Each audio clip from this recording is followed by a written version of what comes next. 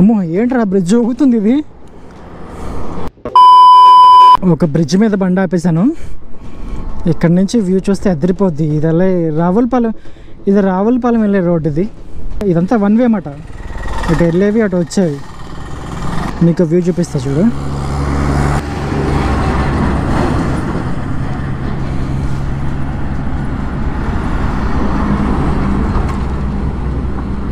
బాగుంది కదా. అమ్మో ఏంట్రా బ్రిడ్జ్ ఊగుతుంది ఇది. పెద్ద పెద్ద వెహికల్స్ వెళ్ళినప్పుడు బ్రిడ్జ్ ఊగుతున్నట్టుంది ఇది.